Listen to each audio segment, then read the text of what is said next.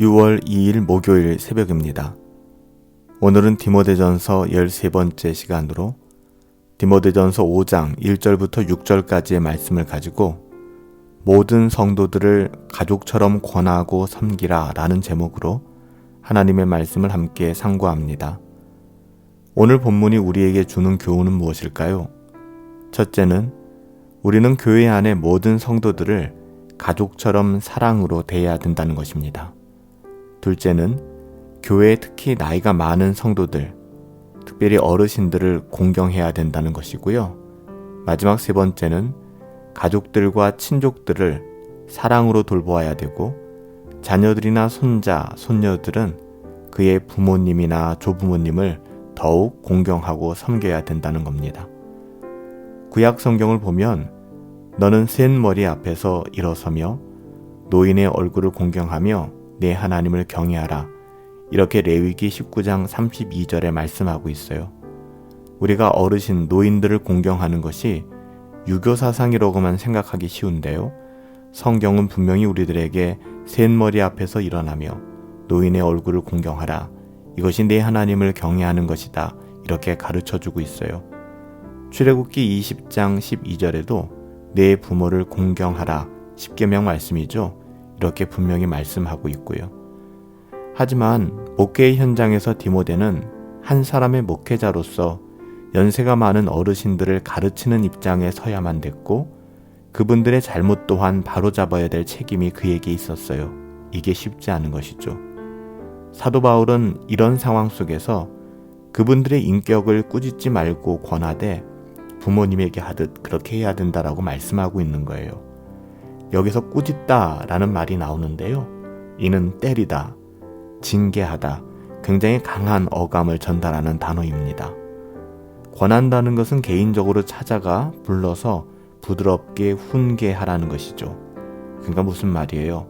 우리가 어른들을 때로는 권고하고 또한 훈계해야 될 목회자의 입장에서 참으로 조심스럽게 해야 된다라고 이야기하는 것입니다. 그러니까 사람들 앞에서 공적으로 책망하거나 부끄러움을 주지 말라는 것이죠. 개인적으로 찾아가 불러서 부드럽게 인격적으로 훈계하라는 이야기입니다. 하나님께서 우리에게 주신 은혜의 복음은 사람을 사람다워지게 하는 것이지 사람으로 비상식적이고 예의 없게 예절없게 만드는 게 아니에요. 그러므로 교회에서 행해지는 모든 권면과 돌봄은 서로가 겸손함으로 누가 봐도 예의를 갖추고 모두의 덕을 세워야 하는 것이죠. 사실 이러한 원리는 주님께서 마태복음 18장 15절부터 17절에서 이렇게 가르쳐 주셨죠. 내 형제가 범죄하거든 가서 너와 그 사람과만 상대하여 권하라. 만일 들으면 내가 네 형제를 얻게 될 것이요 만일 듣지 않거든 한두 사람을 더 데리고 가서 두세 증인의 입으로 말마다 확증하게 하라. 만일 그들의 말도 듣지 않게 되거든 교회의 말하고 교회의 말도 듣지 않거든 이방인과 세리와 같이 여기라. 여러분, 그래요. 교회는 좋은 것이 좋은 것으로 머물 수 있는 곳은 아닙니다. 하나님의 말씀에 따라 때로는 아프지만 누군가를 권고해야 되고 권면하고 때로는 징계해야 될 때도 있어요. 하지만 이런 모든 권면과 징계는 사랑으로 행해야 되는 것이고요. 그 목적은 그가 하나님께로 돌아오게 하기 위하여 하는 것이죠. 그렇기 때문에 마태복음을 통해서 주님께서 주신 이러한 가르침들은 우리에게 굉장한 유익이 된다고 할 수 있어요. 또한 나이가 많은 어르신들 뿐만 아니라 젊은 남자들의 경우에도 그를 올바른 길로 인도하며 믿음을 바르게 세우기 위하여 권면할 때가 있잖아요. 그때 어떻게 해야 된다고요? 두 번째, 우리는 그를 친형제에 대하듯 마치 우리의 친형제처럼 그렇게 대하고 권해야 된다고 이야기합니다. 디모데 자신이 그의 나이에 연소함에도 불구하고 업신여김을 받아서는 안 되듯이 교회 안에 젊은 사람들도 그의 나이로 인하여 무시당해서는 안 된다는 것이죠. 젊은 사람이라고 해서 디모데가 함부로 꾸짖을 수 있다라고 말하고 있지 않아요. 그는 형제에게 하듯 하고 마치 아랫사람을 책망하듯 상사가 부하 직원을 대하듯 그렇게 해서는 안 된다라고 사도 바울은 권하고 있습니다. 그러니까 나이 많은 어르신들이나 디모데보다 나이가 적은 젊은 사람들을 대하여 권할 때에도 동일한 태도를 가져야 된다고 이야기하는 거예요.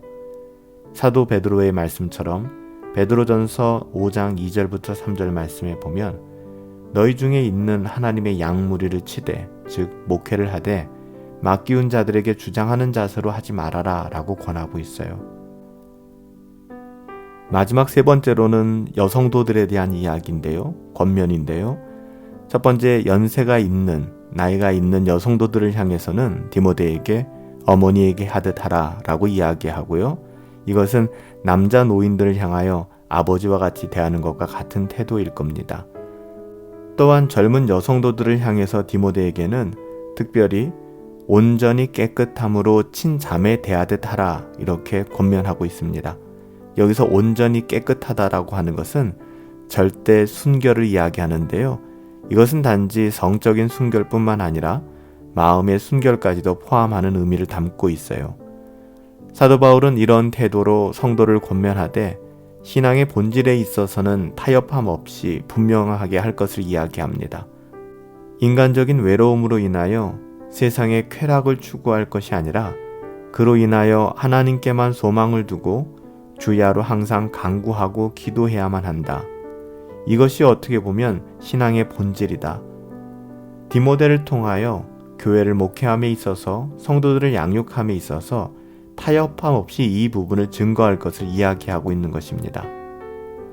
사도 바울은 디모데에게 이렇게 성도들을 바른 길로 인도하기 위해 권하고 섬기는 것에 대하여 성도들이 하나님 앞에서 책망받을 것이 없게 하기 위하여 그렇게 하라 이렇게 증거하고 있어요. 그러니까 우리가 왜 교회 안에서 그렇게 권해야 됩니까? 끝없이 경건을 추구하라고, 하나님의 자녀답게 살아가라고 그렇게 우리가 권하는 이유는 그들이 나중에 하나님 앞에서 책망받을 것이 없게 하기 위해서다. 그런 의미를 담고 있는 것이죠. 오늘 본문 7절 말씀에 보면 내가 또한 이것을 명하여 그들로 책망받을 것이 없게 하라. 여러분, 그래요.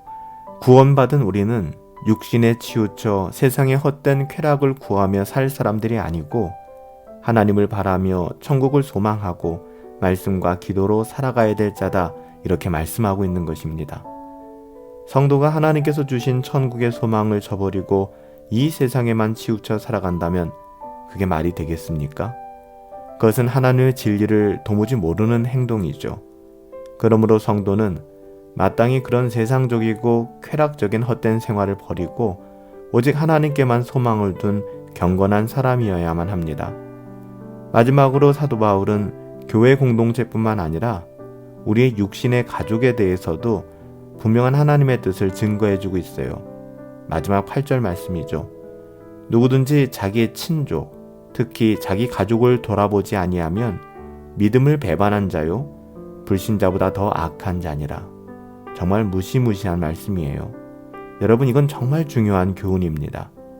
신앙과 행위는 분리될 수 없음을 다시 한번 잘 증거하고 있는 것이죠. 오늘 사도 바울은 교회 안에서 모든 성도들을 자기의 가족처럼 사랑으로 권하고 섬기라고 말씀하고 있고요. 마지막에 가서는 우리의 육신의 가족들을 향하여 사랑으로 섬기라, 복음을 증거하고 또 우리가 사랑을 가지고 우리의 가족들을 잘 권하고 섬겨나가야 될 것을 말씀하고 있습니다. 오늘 우리의 삶 가운데, 특별히 공동체 가운데에서 뿐만 아니라 우리의 가정 안에서도 믿음의 사람으로 하나님의 자녀답게 오늘 성경이 우리에게 권고하는 대로 우리가 하나님의 자녀다운 삶을 실천해 나갈 수 있게 되기를 예수님의 이름으로 축복합니다. 살아계신 아버지 하나님, 모든 성도들을 가족처럼 권하고 섬길 수 있도록 우리에게 은혜를 더하여 주시옵소서. 하나님의 사랑을 공동체 가운데에서, 교회 가운데에서 누리고 나누며 실천하며 그렇게 살아가고 싶습니다. 더불어 우리 가족들, 우리가 등한히 했던 영역들이 있다면 하나님 더 깊은 사랑으로 대하게 하여 주시옵시고, 무엇보다도 하나님 은혜의 복음을 알지 못하며 하나님을 알지 못한다면 우리가 더욱더 민망한 마음으로, 긍휼한 마음으로 기도하며 그리스도 예수의 사랑을 전할 수 있도록 하나님 우리에게 기회를 허락하여 주시옵소서. 하나님께서 우리들의 모든 삶 가운데 하나님의 자녀답게 우리에게 주어진 삶 살아갈 수 있도록 붙들어 주실 것을 믿습니다. 존귀하신 예수님의 이름으로 기도하옵나이다. 아멘. 오늘 하루도 성령으로 충만하시고 우리 주 예수 그리스도 안에서 우리 함께 승리합시다.